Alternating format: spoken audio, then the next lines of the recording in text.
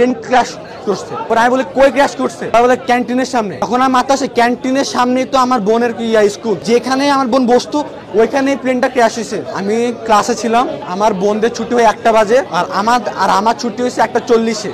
তো আমি যখন ক্লাসে উপস্থিত ছিলাম তখন একটা আওয়াজ হয়েছে অনেক জোরে একটা আওয়াজ হয়েছে। পরে আমি আওয়াজ শুনেই আমি দৌড় দিয়েছি, দেখি প্রত্যেকটা ছেলে মেয়ে দৌড় দিতেছে।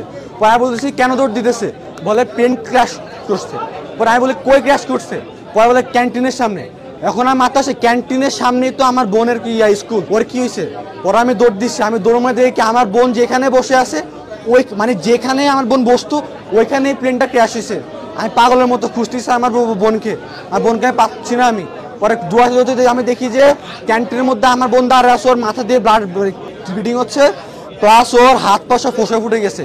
প্লাস আমি যখন যাই তখন দেখি যে অনেকগুলো বাচ্চা 2 ভাগ হয়ে আছে, অনেকগুলো বাচ্চা ছোট ছোট বাচ্চা 2 ভাগ হয়ে আছে, গেটের সামনে 2 ভাগ হয়ে পড়ে আছে, অনেক গার্জিয়ান 2 ভাগ হয়ে আছে। কেউ নর্মালি মারা যায় নাই, প্রত্যেকটা সিভিয়ার খুবই খারাপ অবস্থা হবে, প্রত্যেকটা বাচ্চা প্রত্যেকটা গার্ডিয়ান এভাবে মারা গেছে। তখন আমি আমার কি যে বোনকে নিয়ে আমি লুবানাতে যাই, তখন তারা স্যালাইন দেয়। তারপর স্যালাইন দেওয়ার পরে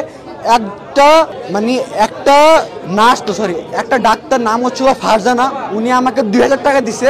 উনি আমাকে চিনেও না, উনি আমাকে 2000 টাকা দিয়ে বলছে ধরো আব্বু। উনি আমাকে ধরে কান্না শুরু করছে, আব্বু ধরো, তুমি তোমার বোনকে নিয়ে যাও, যত যা লাগে নাও। উনি এত একজন ভালো মানুষ, উনি আমাকে অ্যাম্বুলেন্স ঠিক করে দিছে। তারপর আমি ওই অ্যাম্বুলেন্সে করে আমি আমার বোনকে নিয়ে আসছি। তখন এখান থেকে তারা আমাদের ট্রিটমেন্ট করে, তারপর ট্রিটমেন্ট করে আমাদের কোর্টে টানে।